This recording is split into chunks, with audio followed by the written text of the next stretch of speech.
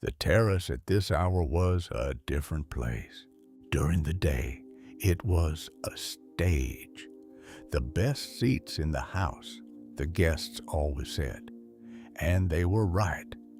The view from here was the view that ended up in photographs, in memories people carried home and described to friends who hadn't been and probably never would be. The white dome of the church below, the sea the color of deep sapphire, the caldera wide and ancient and utterly indifferent to how many photographs had been taken of it. At this hour, none of that mattered. The tourists were asleep, the restaurants below had closed. The famous Oya sunset crowd was long gone. The only light was the moon, nearly full tonight, climbing the sky slowly the way it'd been climbing it every night since long before there was an Oya to shine on. Elias sat in the chair at the far end of the terrace, not one of the guest chairs, his chair. An old wooden thing, low to the ground, that he had found in the storage room when he first started the renovation and had kept without entirely knowing why. It had been on this terrace every night since. It had become a record of every night he had sat in it. Every worry worked through, every decision made and unmade, every version of himself that had come up here to figure something out. He stretched his legs out in front of him. The stone was warm still, holding the last of the day's heat, the way stone always did, slowly and completely, giving it back through the night as if the day owed the night something. He looked at the sea. The moonlight made a path on it, long and silver and perfectly straight, running from the horizon directly to the point just below where he was sitting, as if the moon had decided that tonight Elias needed a road, even if the road led nowhere except further into the dark. The thing about being the person everyone leaned on was that no one thought to ask if you needed leaning on too. Elias had understood this for a long time, not bitterly. Bitterness required a kind of sustained resentment that he had never quite managed, because he genuinely liked people and genuinely wanted to help, and the wanting was real, even on the days when the weight of it was heavy. But he understood it, the way the capable person in any room became, without discussion, the person responsible for the room. The way reliability attracted need, the way light attracted moths. Not because the light had asked for it, not because the light was complaining, just because that was what light did. He was the light. He had always been the light, and tonight, sitting on this terrace above the Aegean, with the moon laying its road across the water and the whole sleeping island behind him, he was also very tired, not physically tired. He could handle physical tired. That was just the body doing math. This was the other kind, the kind that accumulated quietly over months and seasons that you didn't notice until you sat down somewhere quiet and felt the full weight of it settling onto you. He thought about the season. 93 guests since May. 93 people with names and stories and needs and the particular vulnerability of travelers. People who were away from their lives and therefore more open than usual, more in need of being made to feel that someone in this foreign place was genuinely glad they were there.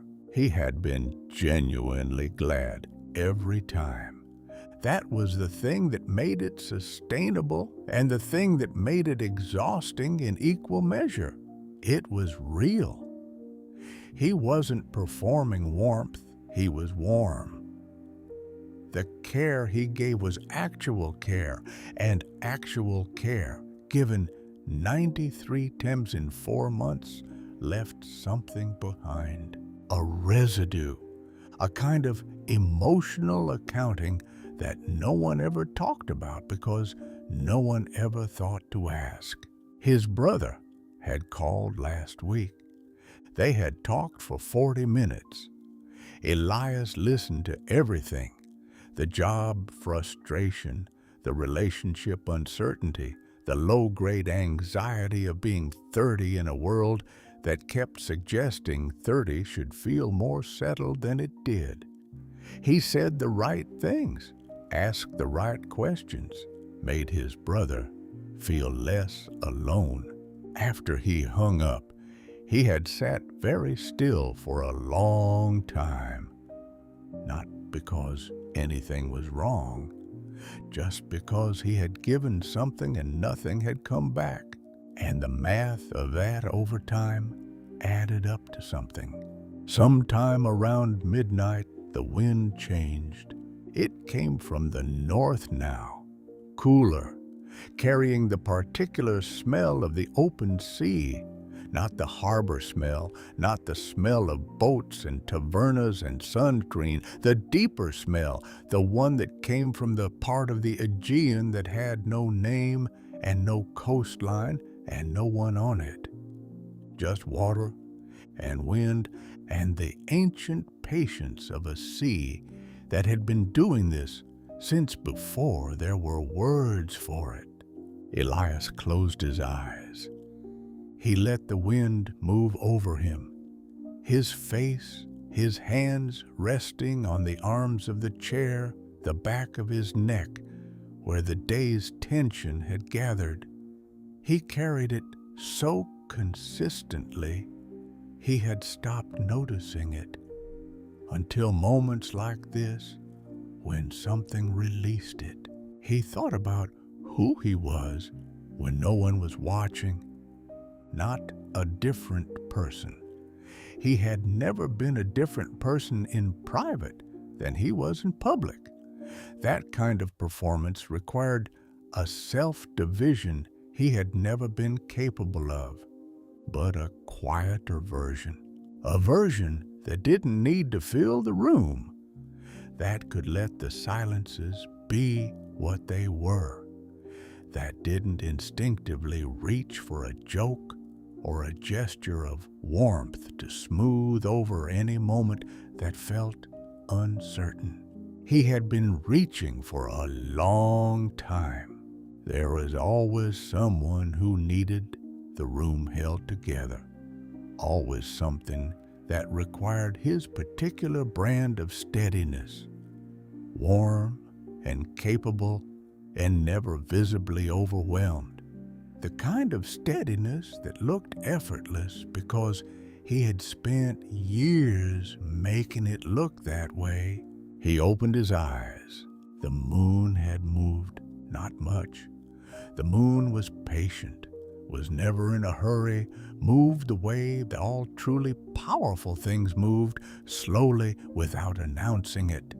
The silver path on the water had shifted slightly, angled now toward the south, toward the other islands out there in the dark, invisible but present, the way most important things were.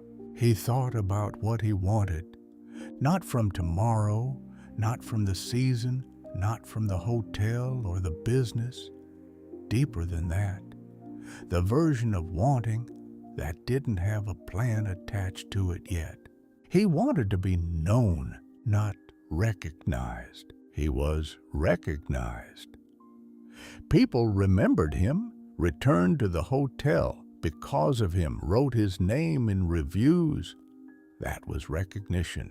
Recognition was external, the reflection of what you projected. Being known was different. Being known was someone understanding the thing underneath. The tired parts.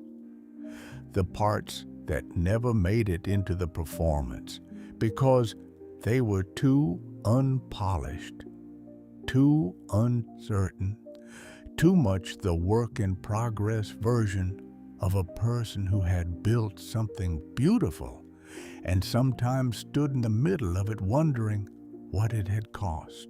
The Aegean received his silence, as it received everything. He stayed on the terrace until the moon had crossed half the sky, not doing anything, not solving anything, just sitting with himself, the way he rarely got to sit with himself, without agenda, without the awareness of someone nearby who might need something, without the particular readiness that 6 years of hospitality had installed in him so deeply it had become a constant background hum. Tonight, it turned off, slowly, in layers, like a fist uncurling finger by finger, until what had been gripped was simply open, simply a hand, simply resting. He let himself feel it completely. The weight of the season, the accumulated warmth given out and not returned, the loneliness that came not from being alone, but from being surrounded and still somehow unreached. He let it all be real, all be present, all be acknowledged without being solved. Because some things didn't need solving, they needed witnessing, needed someone to look at them clearly and say, yes, this is real, this is here, this is allowed to be here. It was real, it was here. It was allowed. He opened his hands in his lap. He let it go, not dramatically, not with ceremony, just the quiet release of something that had been held long enough. The Aegean received it, as it received everything, without comment, without judgment, without asking whether it was deserved. He went inside just before 2. The hotel was completely still. 8 rooms, 8 small worlds of sleeping people, each one having their own dream in this place that Elias had built with his own hands and his grandfather's money and more hours than he had ever counted. He was proud of it, even tonight, even tired. His own room was the smallest in the building. This was intentional. The guests got the views, the guests got the space, the guests got the best of everything. His room had one window facing the back, away from the caldera, looking instead at the dry hills and the windmills and a road that curved toward the airport and the rest of the world. He liked that view. It reminded him that there was an island behind the postcard, a real place with a real interior, unglamorous and specific and entirely itself. He sat on the edge of his bed. The sheets were clean and cool. He had made his own bed that morning, as he did every morning before any of the guests were awake. The small private ritual of a person who needed at least one thing in his life to be entirely his own. He lay down. The ceiling was plain white, rough plaster. the same material as the walls, as everything in Santorini built the old way, the honest way, the way that required more work and lasted longer and looked like exactly what it was outside. The Aegean, always the Aegean. The wind had gentled to almost nothing. The sea was making its oldest sound. Not the crash of waves, not the drama of a storm, just the low, continuous movement of water against stone. The sound that had been here since long before the first house was built on this island. Elias felt something he didn't have words for. Not sadness, not loneliness, not the tired exactly. The tired was still there, but it had settled, had become less a weight and more a texture, the familiar texture of a day fully lived by a person who gave what he had. He was made of giving. That was not a burden. That was just who he was. And who he was, the warmth and the noticing and the care and the exhaustion and the pride and the particular loneliness of the person everyone leaned on was enough, had always been enough, would keep being enough. His eyes closed. The sea continued. The moon continued. The island slept around him. The tourists and the cats and the white-domed churches and the windmills and the bougainvillea climbing the walls of 1,000 terraces, all of it held by the dark and the water and the ancient patience of a place that had been beautiful for longer than anyone needed it to be. Elias was part of it. He had always been part of it. He slept the way the sea moved between waves, in the pause, in the quiet, in the place where one thing ended and the next hadn't started yet, completely at rest. Somewhere on a white island, above a dark sea, a small hotel is quiet. The guests are sleeping. The terrace is empty, and Elias sleeps. The light he carries, still burning, even in the dark. Good night, Leo. The last guest said good night at 11:30. Elias watched her go, a woman from Amsterdam, traveling alone, who had spent 3 days at the hotel and tipped generously and asked thoughtful questions about the island and cried quietly during the sunset on her second evening, thinking no one had noticed.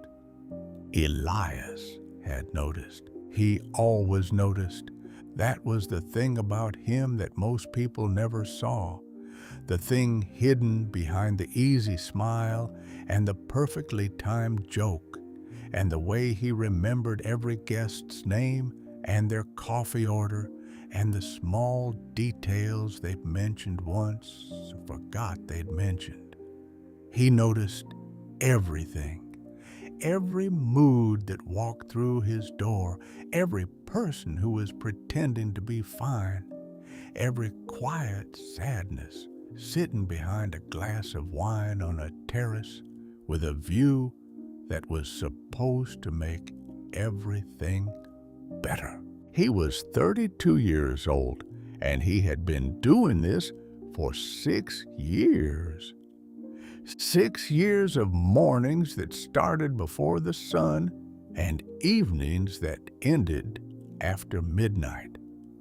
6 years of being the warmth in the room, the one who made the experience feel personal, the one who remembered. 6 summers of standing at the edge of the most beautiful view in the world and watching other people fall in love with it while quietly, privately, not quite managing to feel it himself. Not because he didn't love Santorini. He loved it the way you love something that is so deep inside you that you can't see it clearly anymore. The way you love the face you see in the mirror every morning. Familiar, true, yours, but impossible to look at with fresh eyes. He locked the front door. The click of it was the sound he waited for every night without realizing he waited for it. The sound that meant the day was done, that the performance, and he knew it was a performance, had always known, had made peace with the fact that hospitality was a kind of art, and art required showing up fully, even on the days when fully was the last thing you had, was over. He turned off the reception light. In the dark, the whitewashed walls caught the blue of the night outside and held it. He went up to the terrace.